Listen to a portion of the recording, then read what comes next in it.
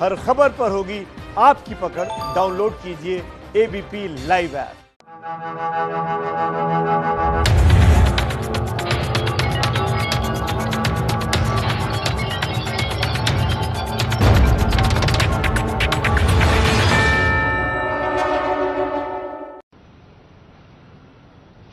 कल दोपहर के बाद से लगातार आप देख रहे हैं चीन के मसले पर बड़े डेवलपमेंट हो रहे हैं। कुछ देर पहले प्रधानमंत्री नरेंद्र मोदी, जो आज दूसरा दिन था मुख्यमंत्रियों से वीडियो कॉन्फ्रेंसिंग का, उन्होंने देश को कुछ ही मिनट के लिए संबोधित किया। और अब खबर यह आ रही है कि विदेश मंत्री दोनों देशों के, यानी चीन के विदेश मंत्री और यहां भारत के विदेश मंत्री, उन लोगों ने आपस में फोन पर बातचीत की है। और ये कहा जा रहा है, और ये जो जानकारी मैं आपको दे रही हूं, हम अभी मिनिस्ट्री ऑफ एक्सटर्नल अफेयर्स के ऑफिशियल स्टेटमेंट का इंतजार कर रहे हैं, लेकिन चीन के हवाले से ये कहा जा रहा है कि दोनों विदेश मंत्रियों में बाकायदा आपस में बातचीत हुई है और ये कहा गया है कि मसले को निपटाना चाहिए, शांतिपूर्ण तरीके से निपटाना चाहिए। प्रणय उपाध्याय मेरे सहयोगी इस वक्त हमारे साथ जुड़ चुके हैं, जरा उनका रुख करते हैं। प्रणय, मैं डिटेल्स जानना चाहती हूँ। एक तो चीन के तरफ से जो ये ऑफिशियल स्टेटमेंट आया है उसमें क्या कहा गया है, और क्या हमें बेहतर नहीं होगा इंतजार करना मिनिस्ट्री ऑफ एक्सटर्नल अफेयर्स के स्टेटमेंट का, क्योंकि अक्सर देखा है रद्दोबदल चीन की तरफ से होता है, अपनी तरफ से इंटरप्रेट करता है।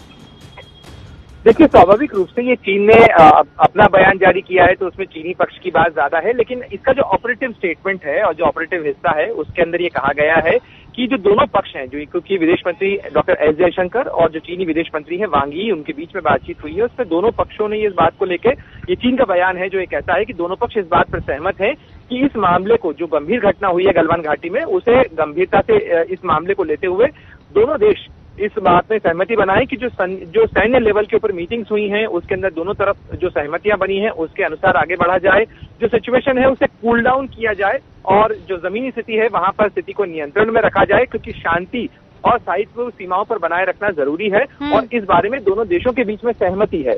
अब महत्वपूर्ण बात इसमें यह है रुबिका कि इसके अंदर स्वाभाविक रूप से चीन ने इस पूरे मामले की तहमत भारत के सिर मढ़ने की कोशिश की है। इसीलिए भारत सरकार की तरफ से बयान का इंतजार किया जा रहा है कि आखिर डॉक्टर जयशंकर ने जब उनसे बात की है चीनी विदेश मंत्री से, तो क्या भारत ने कन्वे किया है। लेकिन ये बात जरूर है कि इस बयान का महत्व इसलिए भी है, जो चीन का बयान है, कि चीन कितना कमिटमेंट दिखा रहा है, क्योंकि भारत के विदेश मंत्रालय का बयान अगर आप कल का देखें रुबिका, तो उसमें स्पष्ट कहा गया कि चीन ने एलएसी चेंज करने की कोशिश की।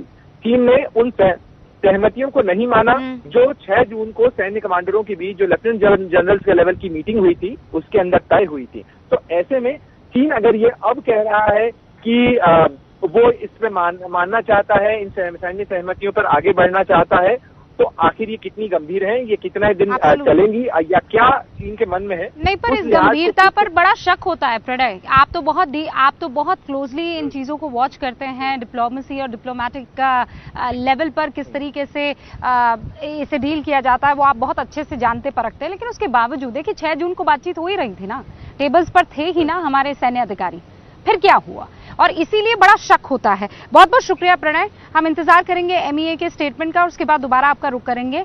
देखिए, जैसा हमने वादा किया था और अब से कुछ देर पहले व्यूअर्स को मैंने ये बताया था कि हमारे साथ जो शुरुआत में है जनरल विक्रम सिंह साहब जुड़ेंगे, जो कि पूर्व सेना अध्यक्ष है, लेकिन अब वो वक्त थोड़ा बदल गया है। 5:30 बजे के आसपास वो हमारे साथ 1-on-1 करने वाले हैं, लेकिन उससे पहले जो सारे खास मेहमान हैं उनसे जरा इस मसले पर चर्चा हो जानी चाहिए। इस वक्त हमारे साथ लेफ्टिनेंट जनरल गुरमीत सिंह साहब जुड़े हुए हैं, जो कि पूर्व उप सेना अध्यक्ष है। हमारे साथ मेजर जनरल AK सिवाच जुड़ चुके हैं, जो कि रक्षा विशेषज्ञ के तौर पर इस डिबेट में हमारे साथ शिरकत कर रहे हैं। सुधांशु त्रिवेदी साहब, जो कि प्रवक्ता हैं बीजेपी के, और रोहन गुप्ता साहब, जो कि प्रवक्ता है कांग्रेस के। आप सभी का बहुत बहुत स्वागत है। I think lieutenant general Gurmeet Singh, मुझे आज की तारीख में शुरुआत आपसे करनी चाहिए। एक फौजी होने के नाते जब आप कॉफिन देखते हैं, जब आप शवों को देखते हैं, अपने शहीदों को देखते हैं, एक मोराल होता है, एक जोश होता है, गुस्सा होता है। इस वक्त जो चीन को लेकर कश्मकश चल रही है, एक फौजी के दिमाग में क्या चल रहा है और कैसे डील किया जाना चाहिए? रुबिका जी, आपने बहुत गहरा सवाल पूछा है, क्योंकि जिंदगी में ऐसे बहुत मौके आए हैं जहां पर सुप्रीम सैक्रिफाइस को आंखों के सामने में देखा है। जब मॉर्टल रिमेन्स एक योद्धा के एक सुप्रीम सेक्रीफाइस किए हुए को देखते हैं तो अंदर से, सच बोलूंगा, आत्मा से बोलूंगा, कि अंदर से गर्व होता है कि राष्ट्र के लिए कुर्बानी करने के लिए इस आत्मा ने अपना योगदान दिया है। उसने अपना नहीं सोचा है, उसने राष्ट्र का, समाज का और हर एक भारतीय के बारे में सोचा है। देखिए, मैं तो जिंदगी में ये चीज बहुत देखा है, मतलब जब से जूनियर ऑफिसर हूँ, कैप्टन से लेकर लेफ्टिनेंट जनरल तक लेवल को देखा है। और आपने सवाल बहुत गहरा पूछ लिया रूपिका जी। ये एक इंसान की वीरगति नहीं है, ये पूरे राष्ट्र की वीरगति है। वो किसके लिए मरा है? वो राष्ट्र के लिए, वो पूरे समाज के लिए, हर भारतीय के लिए मरा है। ये भावना आती है। और सेकेंडली आती है कि आपका बलिदान व्यर्थ नहीं जाएगा। जो प्रधानमंत्री जी ने बोला है वही फीलिंग आती है मॉर्टल रिमेन को देखकर कि देखो बडी, मैं तो देख रहा हूं आपका मॉर्टल रिमेन, लेकिन जितने भी आप पीछे छोड़ के गए हम भारतवासियों को, हम आपके बलिदान को व्यर्थ नहीं जाने देंगे। बहुत डीप बात पूछी आपने। आई नो सर, ये सुबह से जो हम तस्वीरें देख रहे हैं ना, देखिए जो प्रधानमंत्री जी ने कहा है, जो उन्होंने कहा है कि जो उकसा रहे हैं इनको जवाब दिया जाएगा और हम सक्षम हैं, ये समझ जाना चाहिए। और उनके दिमाग में, उनके जहन में, चित्त और चेतना के अंदर में कोई भ्रम नहीं होना चाहिए, संदेह नहीं होना चाहिए, शक शंका नहीं होनी चाहिए, सवाल नहीं होनी चाहिए। और कितना प्यारे शब्दों में प्रधानमंत्री जी ने कहा, मरते मारते मारते, मैं अपनी तरफ से एक और बोलूंगा, मारते हुए मरे हैं वो। आखिरी दम तक उन्होंने देश की रक्षा और सुरक्षा के लिए काम किया है। ये होता है जब आप देखते नहीं सर, हैं। अब मैं बताती हूँ आपको, मेरे सवाल के पूछने का मकसद क्या था। इसलिए क्योंकि वहां सरहद पर हमारे जो जवान लड़ते लड़ते शहीद हुए हैं। कहा जा रहा है कि चीनी सैनिकों में 40 लोगों को हमने जो है खत्म कर दिया है। लेकिन क्या इतना काफी है? क्या इतना काफी है? चीन को क्या सबक सिखाने का वक्त आ गया? आप कह रहे हैं कि वक्त आने पर बदला लेंगे और पीएम पर हमें भरोसा रखना चाहिए। रोहन गुप्ता जी, इसीलिए डिबेट में अब आपको लाना चाहती हूँ। आप लोग डिमांड कर रहे थे ना कि पीएम कहाँ है, पीएम कहाँ है। राहुल गांधी की बात सुन ली, पहली मर्तबा ही सही, लेकिन सुन ली। रूबिका जी, पहली बात, मैं मेरी बात की शुरुआत हमारे शहीदों को श्रद्धांजलि देके करना चाहूंगा। जो आपने पूरा छोटा सा एक जो वो दिखाया, पूरा इमोशनल था। हम लोग कोई भी डिबेट करें, हम जो परिवारों को, जो उनके दिलों पे जो चोट है, वो रोहन जी, मैं आपको शायद सुन नहीं पा रही हूँ ठीक से। आप सुन रहे हैं? आप सुन पा रहे हैं? आप और शायद आप सुन पा रहे हैं? आप रोहन जी, आवाज आ रही है आपको? आपको आवाज आ रही है अभी? रोहन जी, अपनी बात जारी रखिए। मुझे लगता है दर्शक सुन पा रहे हैं, मैं आपको नहीं सुन पा रही हूँ। वो मैं ठीक करवा दूंगी, कोई बात नहीं, आप अपनी बात रखिए। जी बिल्कुल। रूबिका जी, सबसे बड़ी चीज आपने अभी कहा कि प्रधानमंत्री जी, क्या प्रधानमंत्री जी 36 घंटे का वेट कर रहे थे अपनी बात देश को सुनाने के लिए? बड़े दुख की बात है रूबिका जी, 40 दिन से ये मामला चल रहा है। सबने बोला, प्रधानमंत्री को बोला कि प्लीज बताइए क्या हो रहा है, सरहद पे क्या हो रहा है, देश को बताइए, देश के सामने हकीकत लाइए। हम अगर इसमें सचेत रहते, हम हमारे जवानों की जान बचा सकते थे। आज 20 शहीदों के बाद आप बातचीत की बात कर रहे हैं। आप कितने, तब तक हम बदले की बात करेंगे, तब तक हमारे सीने पे वार होता रहेगा और हम बाद में सामने में वार करने की बात करेंगे। ये हर बार का हो गया, ये ऐसा नहीं चलेगा। हमारे शहीदों की शहादत खाली नहीं जानी चाहिए। मैं इसलिए आपको बार बार बोल रहा हूँ, अब वो नेपाल हो, वो पाकिस्तान हो, वो चीन हो, हम लोग जब यहाँ पर कोरोना से लड़ रहे हैं तो हमारी छाती पे वार हो रहा है। रोहन जी, मेरी बात सुनिए। क्या प्रधाधानमंत्री नरेंद्र मोदी ने चाइनीज में कहा, मैंड्रिन में कहा क्या उन्होंने? क्या आपको समझ में नहीं आया? क्या 20 नहीं, सुनिए, 36 घंटे? अरे आप घंटे गिनेंगे अभी? क्या है ये? मुझे ये बताइए रोहन जी, इस वक्त आपको एक होने की जरूरत है या मौका परस्त राजनीति करने की जरूरत है? रोहन जी, आपको पूरा हक है, आप विपक्ष है, आप सवाल पूछिए, चीख कर पूछिए, रुक कर पूछिए, लेकिन आज क्या जरूरत है?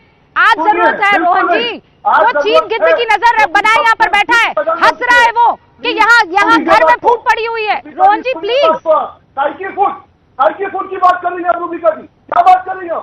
20 शहीद जवान, हमारे जवान शहीद हुए, कौन सी फूट की बात कर रही है? हम लोग नहीं लहू बहाने देंगे। 40 दिन से इनको पूछ रहे हैं कि क्या हो रहा है देश को बताइए, कितने किलोमीटर अंदर है देश को बताइए। अभी तक मोहन मोदी जी थे, आप कौन सी बात कर रही है?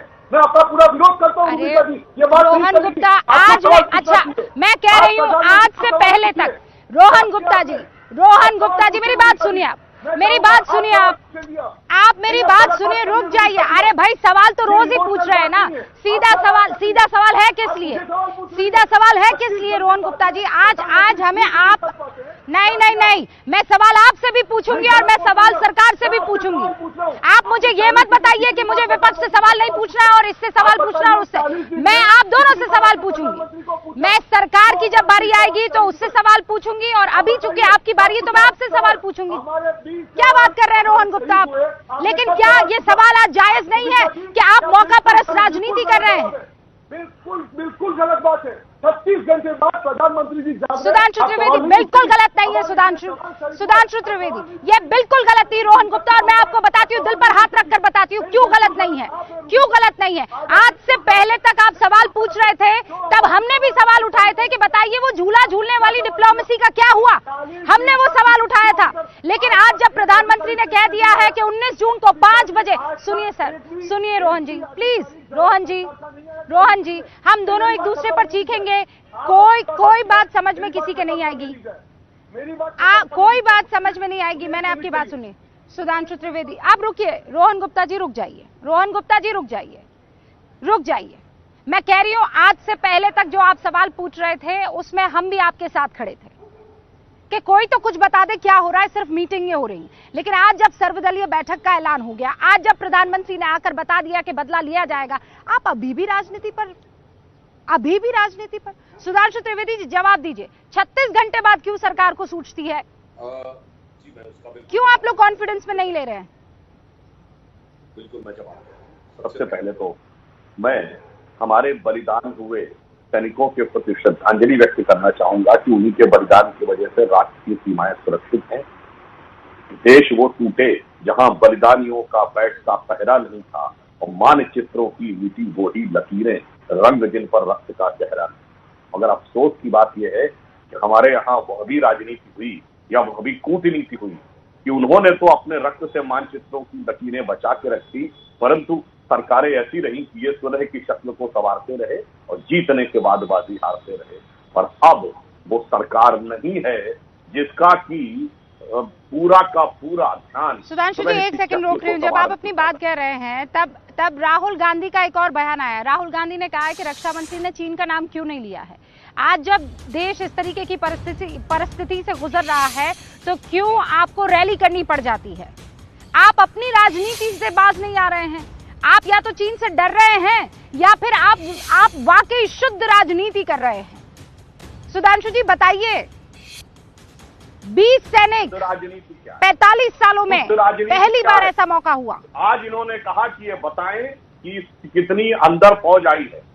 भारत का आधिकारिक बयान है कि 1 इंच भी उनकी फौज अंदर नहीं आई है और चीन का ये बयान है कि भारत ने आक्रामक होकर अंदर उनके यहाँ घुसपैठ कर ली है। आप बताइए, आप दोनों में से जिसका मानना चाहे मान लीजिए, क्योंकि आप तो भारत सरकार से पूछते नहीं है। राहुल गांधी तो चीन के राजदूतों के साथ बहुत बातचीत करते रहे। आपको जो बयान अच्छा लगे मान लीजिए। अब दोनों ही का बयान मानने को तैयार नहीं, तो भाई आपको कौन सा बयान चाहिए?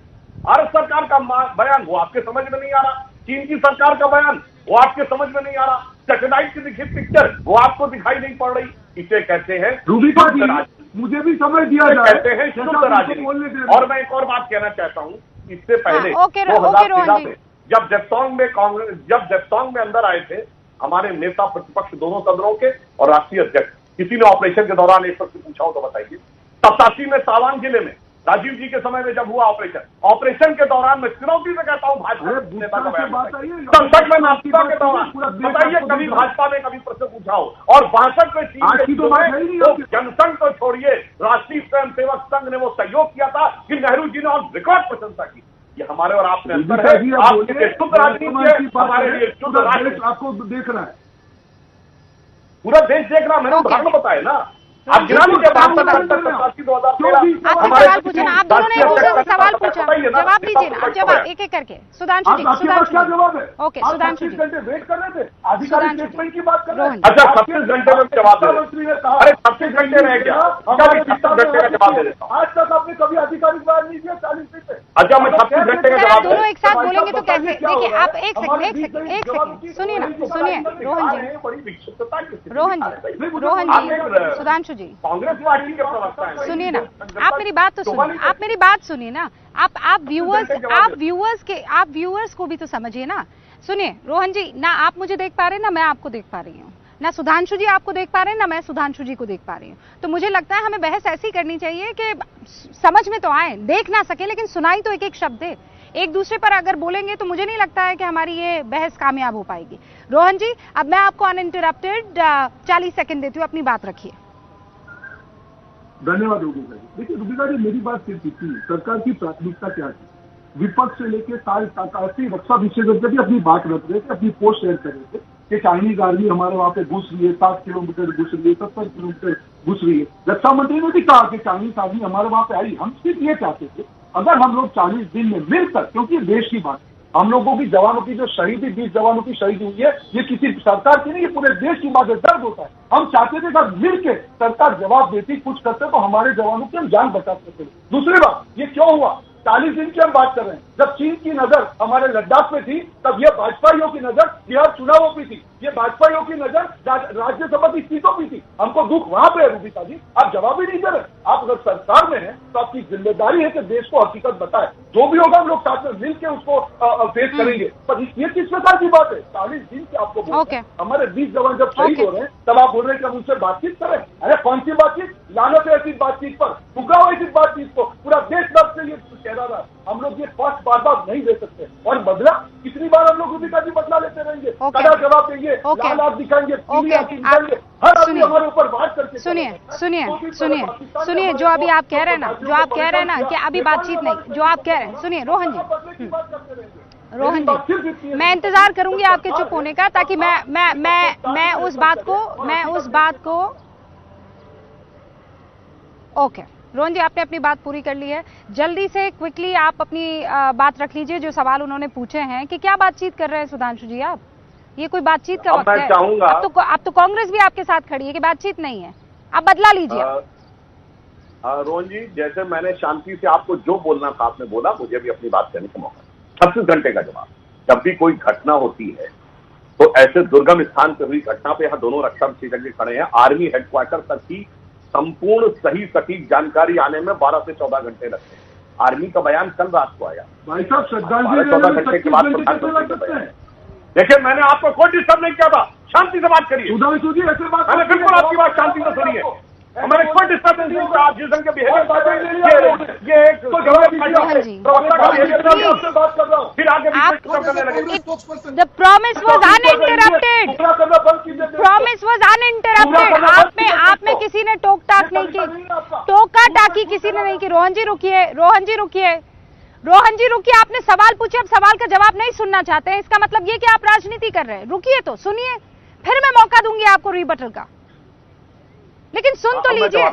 सुधांशु त्रिवेदी जी, जब सेना का बयान कल रात 10 बजे आया, निश्चित रूप से प्रधानमंत्री का बयान, उसके बाद सारी जानकारी लेने के बाद, सारे कूटनीतिक विषयों के ऊपर जो उचित रणनीति बनाने के बाद आना चाहिए। इसमें आपको 36 घंटे में देरी लग रही है। और 1957 में जब सड़क बनाई थी चाइना ने, तो नेहरू जी का बयान आया 1960, 3 साल के बाद बयान आया। और जब चाउइन लाई 1960 में भारत आए, और उसके बाद आपने दिसंबर 1960 में सीट को राष्ट्रीय सुरक्षा परिषद में सीट दिलवा रहे थे। शर्म आनी चाहिए। जब उसने हमारे यहाँ सड़क बनाई थी, तब नेहरू जी सुधांशु जी, आज क्या जवाहरलाल नेहरू पर चर्चा करने का बात है? सुधांशु जी, मुझे ये बताइए, आज की हालत पर, आज की जो सिचुएशन है, उस पर सरकार क्या कर रही है? अरे नेहरू जो कर गए वो कर गए सर, आप लोग क्या कर रहे हैं? देखना पड़ता है। तो मैं पूछ तो रहा हूँ ना, आपकी पार्टी के नहीं, आपके खानदान की सरकार थी। 36 घंटे बाद याद आता है। कितना बदला दिया था? कहा था, अरे वो बंजर इलाका जिसके ऊपर एक भी घास नहीं उगती जाती, वो बेकार इलाका है। तो सांसद राजीव त्यागी ने अपनी गंजी खोपड़ी दिखा के कहा था तेरे सर पर भी बाल नहीं उठा, इसको भी देंगे क्या? ऐसा शानदार बयान देने वालों की निर्लज्जता देखिए कि आप किस ढंग की बेहोशी कर रहे हैं यहाँ पे बैठे, न बयान दे रहे न सुनना चाह रहे। आचरण की मर्यादा नहीं है कि कैसे। मैं दोबारा कह रही हूँ कोई नहीं सुन पा रहा है और सिर्फ एक ही चीज सुनाई पड़ रही है। सुधांशु जी, रोहन गुप्ता, आप दोनों की इस बहस में एक ही चीज दिखाई पड़ रही है, सुनाई पड़ रही है और समझ में आ रही है, राजनीति। और उसके आगे मैं लगाना चाहूंगी मौका परस्त आपत्ति है। सुधांशु जी, नहीं सर, आपत्ति नहीं हो सकती है। हस्तक्षेप की बात नहीं है सर। आप कह रहे हैं कि नेहरू की गलती की वजह से हुआ, रोहन गुप्ता कह रहे हैं कि मोदी की गलती की वजह से हुआ। अरे खुदा के वास्ते अब हम जरा देश हित की बात कर ले सुधांशु जी। ठीक है, एक समान नहीं, मैं टाइम के लिए आप दोनों को एक तराजू में नहीं तौल रही हूँ, मैं टाइम के लिए नहीं तौल रही हूँ। नहीं सुधांशु जी प्लीज, बिल्कुल नहीं, मैं आपको बहुत क्लियरली बता देती हूँ, मैं आपको आपका वक्त अनइंटरप्टेड दूंगी और यही काम रोहन गुप्ता के साथ होगा। लेकिन जिस आरोप प्रत्यारोप में आप लोग उलझ रहे हैं, उस राजनीति पर मेरा अटैक है सर। पूरा देश आपको देख रहा है और एमईए का बयान आ गया, बढ़िया वक्त पर आया सर। इससे आप लोग दोनों अपने मन को शांत कर पाएंगे। एमईए का बयान है, आपके सामने है स्क्रीन पर। मिनिस्ट्री ऑफ एक्सटर्नल अफेयर्स की तरफ से यह कह दिया है कि चीन ने हमारी सीमा में टेंट गाड़ने की कोशिश की है। एमईए ने, ये देखिए, हम क्या कह रहे थे कि चीन के स्टेटमेंट को लेकर हमें पूरा यकीन नहीं कर देना चाहिए, और अब देखिए एमईए का स्टेटमेंट आया है। हमारे विदेश मंत्रालय का स्टेटमेंट साफ तौर पर यह कह रहा है कि चीन ने हमारी सीमा में, हमारे इलाके में टेंट गाड़ने की कोशिश की है। भारत ने गलवान में तनाव पर तीखा विरोध जताया है। चीन की वजह से ये घटना हुई है गलवान घाटी में। चीन के उस स्टेटमेंट में क्या दिख रहा था कि हमें हालात को ठीक कर देना चाहिए, हमें जो है बड़ा शांतिपूर्ण तरीके से इस पूरे के पूरे मसले को निपटाना चाहिए। लेकिन एमईए की तरफ से एक और महत्वपूर्ण बात कि 6 जून का जो तरीका था उसको ही आगे बढ़ाएंगे, यानी जिस पैटर्न पर बातचीत चल रही थी उसके बाद जो डिरेल हुई है उसे ठीक करने की कोशिश होगी। 6 जून की तर्ज पर ही बातचीत को आगे बढ़ाने वाले हैं। लेकिन सीधे तौर पर एमईए के स्टेटमेंट में ये कह दिया गया है कि चीन ने गलती की है। चीन की वजह से पहली बार 45 सालों में इस तरीके से दोनों ही देशों में तनाव आया है। इस वक्त मेरे हाथ में ईएएम यानी एक्सटर्नल अफेयर्स मिनिस्ट्री का स्टेटमेंट आया है, क्योंकि अब से कुछ देर पहले भारत के विदेश मंत्री ने चीन के विदेश मंत्री से फोन पर बातचीत की थी। चीन की तरफ से जो कहा गया था उससे कड़ा जो है स्टेटमेंट यहाँ पर हिंदुस्तान के विदेश मंत्रालय की तरफ से आया, जिसमें ये कहा गया है कि ये जिस तरीके के हालात वहां सीमा पर पैदा हुए हैं उससे जरूर हमारे द्विपक्षीय रिश्तों में उसका बहुत गहरा और सीरियस इंपैक्ट पड़ने वाला है। एकदम खरी खरी यहां पर विदेश मंत्रालय की तरफ से कही जाती है। यह भी कहा गया है कि हम चाहते हैं कि 6 जून को जिस तरीके से बातचीत हो रही थी चीन और हिंदुस्तान के बीच में मामले को सुलझाने के लिए, उसी तरीके से बातचीत आगे बढ़े। लेकिन EAM underlined that the unprecedented development will have a serious impact on the bilateral relationship. सीधा रुख करते हैं हमारे साथ मेजर जनरल AK सिवॉत जुड़े हुए हैं, रक्षा विशेषज्ञ।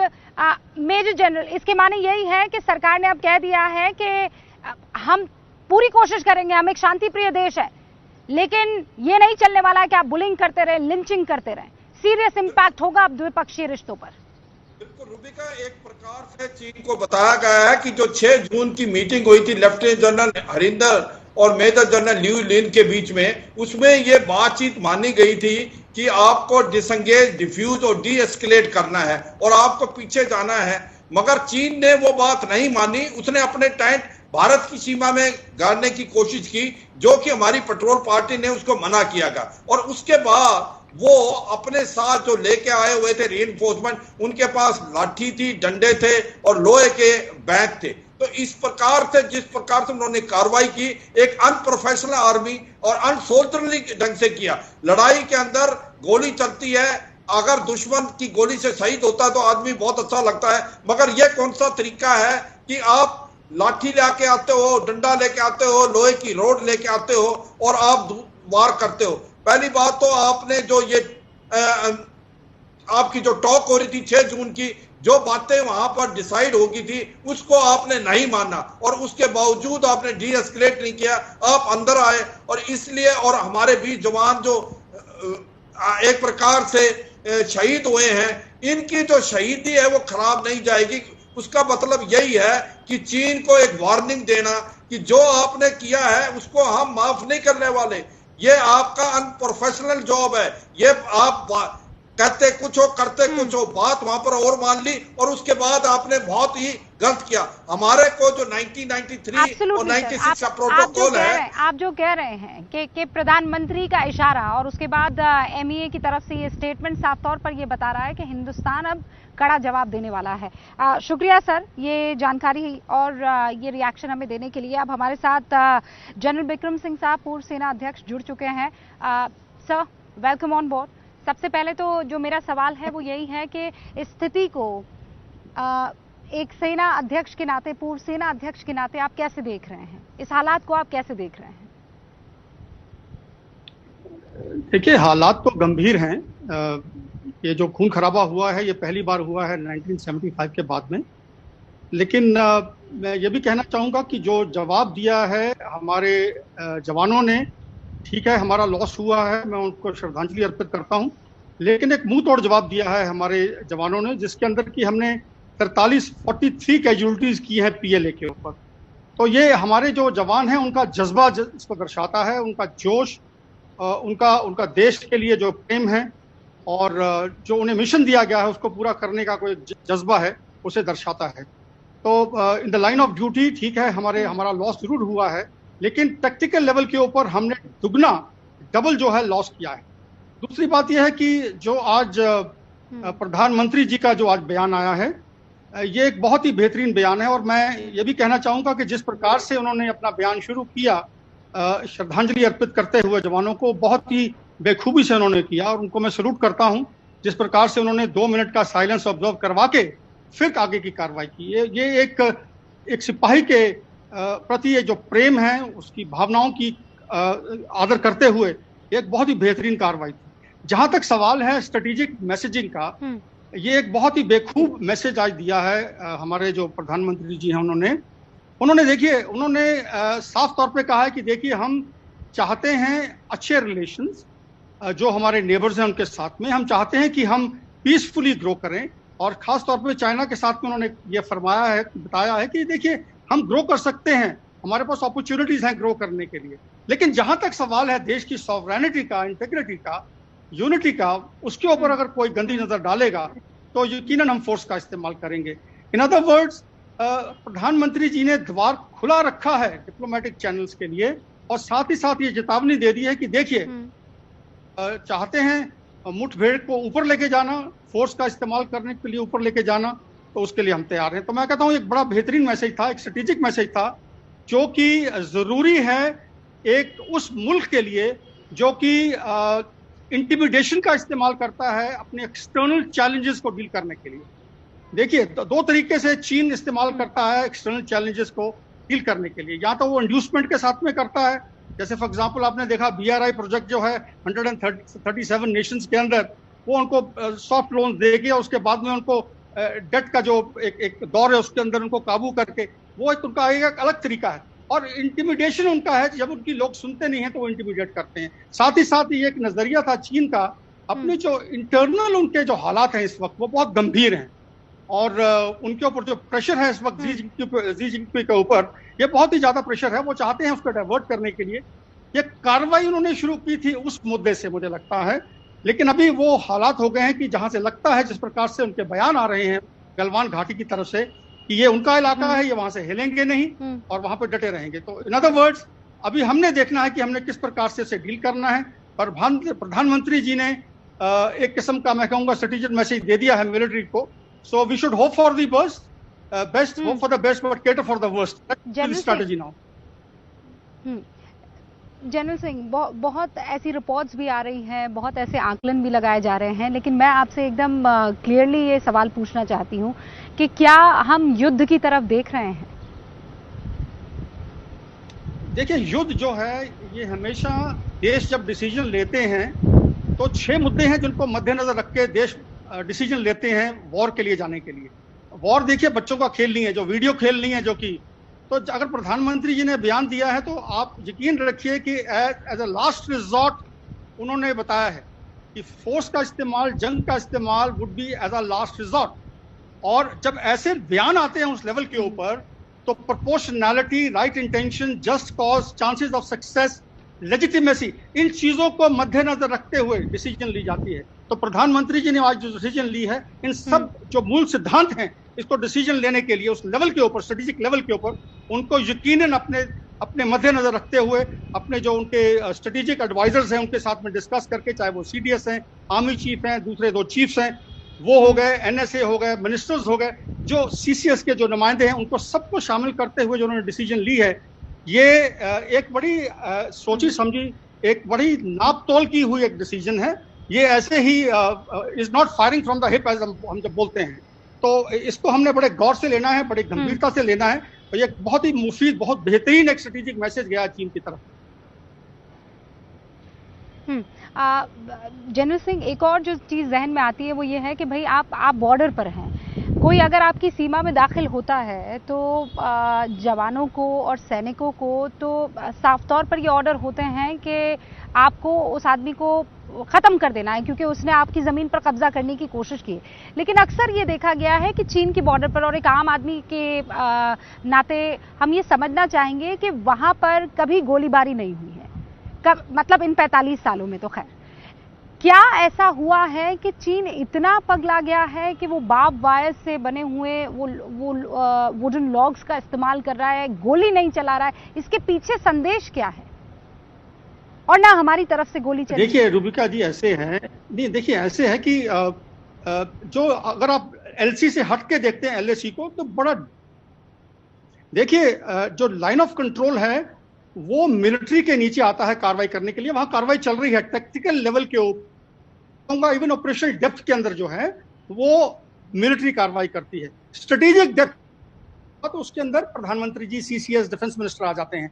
तो जो सीमा के साथ साथ, लाइन ऑफ कंट्रोल के साथ साथ में है, वहां कार्रवाई चलती रहती है, फोर्स का इस्तेमाल होता है, होता रहेगा।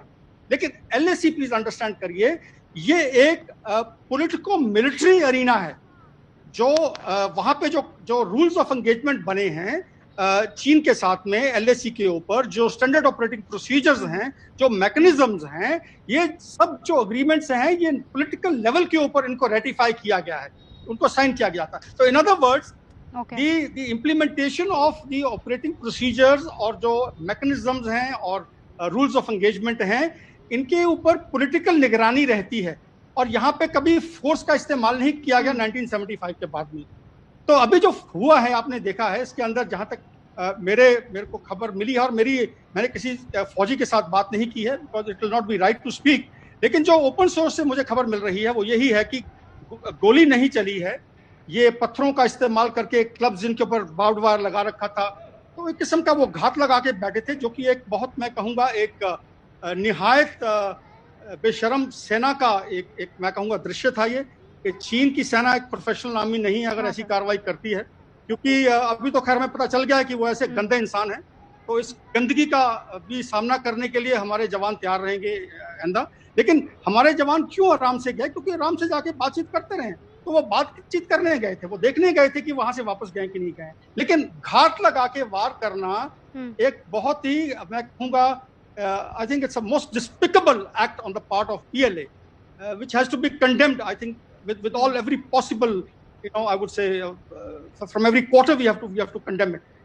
मैंने आज तक ऐसा किसी सेना का नहीं देखा। ऐसे टेररिस्ट करते हैं, ऐसे एक सेना नहीं करती है। तो मैं यही आपको कहना चाहता हूँ कि अगर जंग हुई, आप मेरे से आज लिख के ले लीजिए। The most unfortunate part is, sorry? जी जी, आप अपनी बात पूरी कीजिए, उसके बाद मैं ये कह रही हूँ। और सबसे दुखद बात ये है कि आप दोनों तरफ से ऐसे ही मुल्क के से घिरे हुए हैं। वहाँ पाकिस्तान की आर्मी भी टेररिस्ट की तरह बिहेव करती है और यहाँ अब चीन की आर्मी भी लगभग उन्हीं से शायद लेसन लेते हुए ऐसा कर रही है। पत्थरबाजी और ये सब हरकतें जो हैं ये पाकिस्तान करता रहा है। My question to you is sir कि अब इसे चीन को से डील कैसे किया जाए? ये काफी था जो अभी हमने किया है या नहीं, अभी भी लेसन देना बाकी है? देखिए ऐसे है, आप इस चीज को मैं तो कहूंगा दो पहलू में देखिए अभी, क्योंकि टैक्टिकल ऑपरेशन लेवल जो है ये एक किस्म का ब्लर हो चुका है। तो टैक्टिकल लेवल के ऊपर जो नीचे जो कार्रवाई हुई है, ये कार्रवाई चलती रही। जो सेना है मजबूत है, आपने देखा कल डबल उनकी हमने कैजुअलिटीज की हैं। नेक्स्ट टाइम चीनी आएंगे उससे फिर डबल होंगी या 3 गुना होंगी, वो आप मेरे से लिख के ले लीजिए। मैं आपको ये एक बात बताना चाहता हूँ रुबिका जी कि वो जो हमारी भारतीय सेना है, इसका जब हम कॉम्बैट पार की बात करते हैं, कॉम्बैट पार होता है जितनी हमारे पास जो मटेरियल है, पर्सनल हैं, उनको मिला के, गोला बारूद को मिला के जो हमारी ताकत है वो कॉम्बैट पार दिखाती है। लेकिन कॉम्बैट पार के अंदर चंद एक इंटेंजिबल्स होते हैं, वो होते हैं लीडरशिप और ट्रेनिंग का। और देखिए लीडरशिप जो हमारी है, जो हमारी ट्रेनिंग है, हमारे ऑफिसर्स, जेसीओज, एनसीओज जवानों ने जो ट्रेनिंग हासिल की है वो हासिल की है प्रॉक्सी वॉर अरीना के अंदर, J&K के अंदर।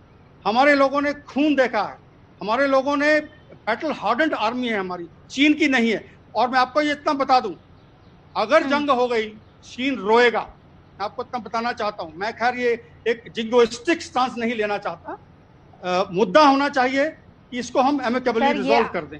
लेकिन अगर ये चीन गलती अगर कर गया तो उसे रोना पड़ेगा। ये आपने जनरल सिंह, ये आपने एक बहुत बड़ी बात की है और मुझे लगता है इससे शानदार नोट नहीं हो सकता है। मैं ब्रेक भी लेना चाहती हूं। और आज की जो सबसे महत्वपूर्ण बात है कि अगर फिर चीन नहीं सुधरा तो चीन रोएगा। और अगर पूर्व सेना अध्यक्ष की तरफ से आप ये सुनते हैं तो समझ लीजिए कि बहुत बुलंद इरादों के साथ अब भारत ने एक मन बना दिया है। बहुत बहुत शुक्रिया सर हमसे बातचीत करने के लिए।